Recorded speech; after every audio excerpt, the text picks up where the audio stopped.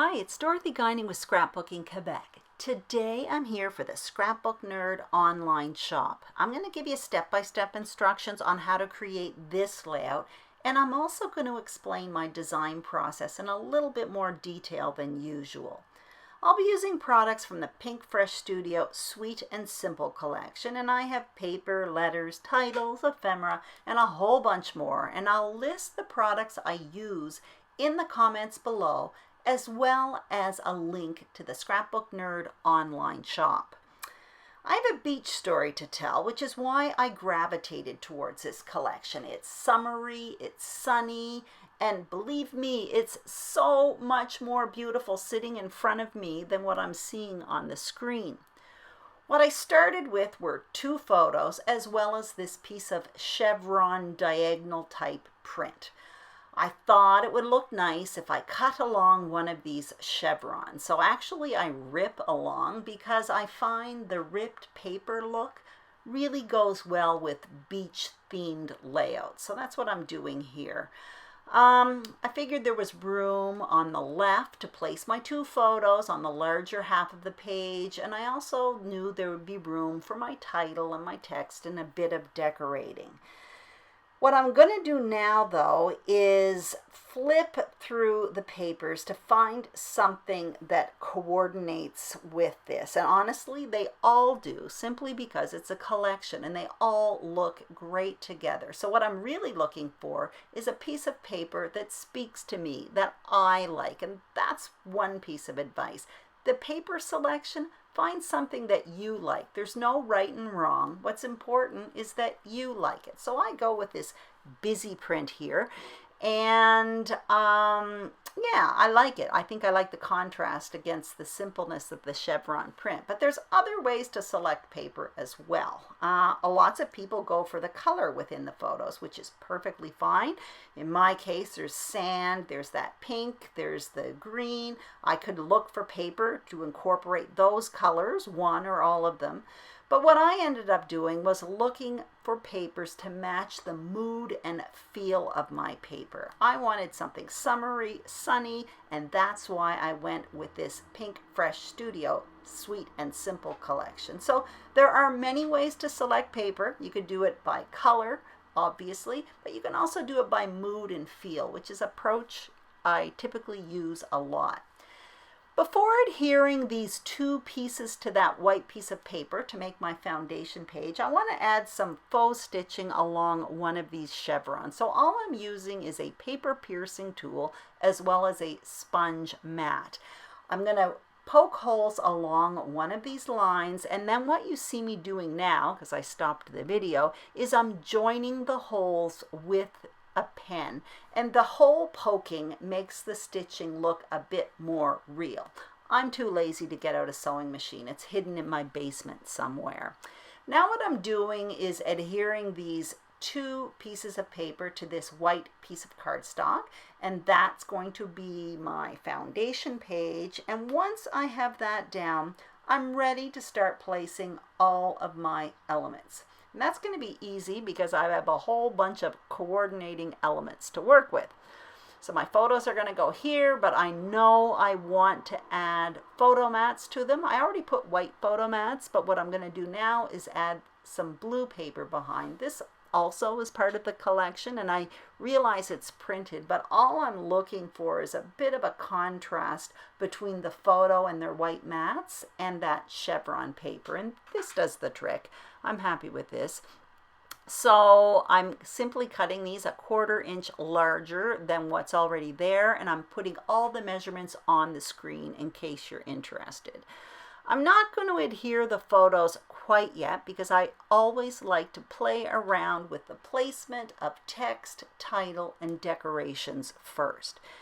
But once the photos are more or less established, the next important step for me is the text and title.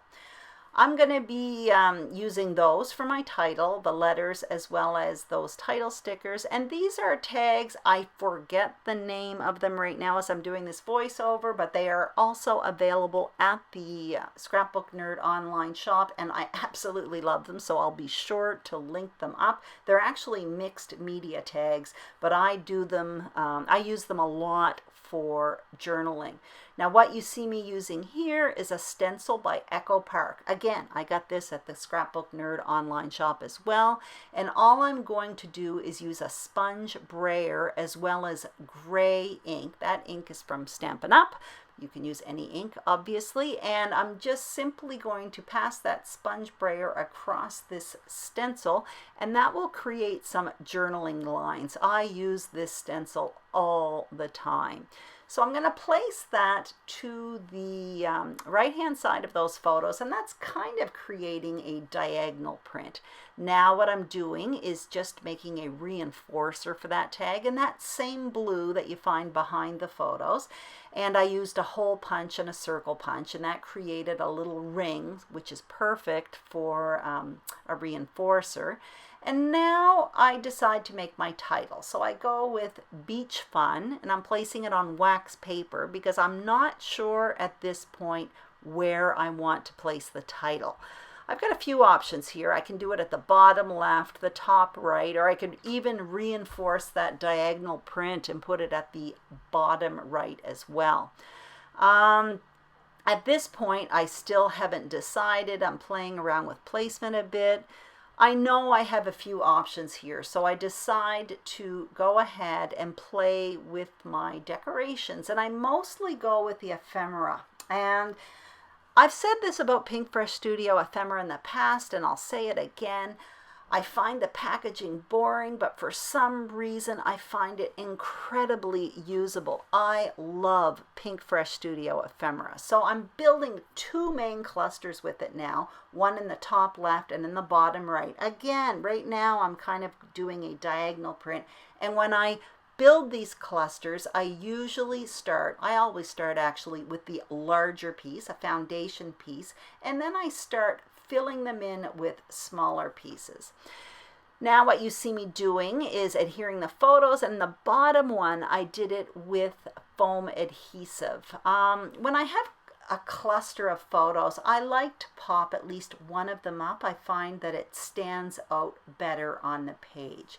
Now what I'm doing is I'm going to make a third cluster, and that is in the top right hand corner, and that is where my title's going to go. I end up going there. Even though it's blue on this print, these letters are like a hard, puffy letter. I really love them. So even though some of the colors are in the background paper, because they are puffy and they're a fairly decent size, they're probably an inch or an inch and a quarter, they still stand out on the page, and I really like that look. And I also put that banner that you see in the top right on foam adhesive, so also that stands off that printed paper as well, and it still shows up. So basically I have a visual triangle around my page, and the two main clusters, the main one is at the bottom right, the second one would be at the top left, and just a small one with the title at the top right. Now I'm getting out these enamel dots simply because I want to repeat that blue that's in the title, and the same blue is found in those enamel dots. So I'm adding a few of them to the center of the flowers in two of those clusters. So that also creates a visual triangle around my page. And now I'm getting out these really fun epoxy circles, and I end up simply putting a lemon slice towards the bottom of the page. Now some of these decorations are already on foam adhesive. I like to add dimension within my embellishment clusters as well.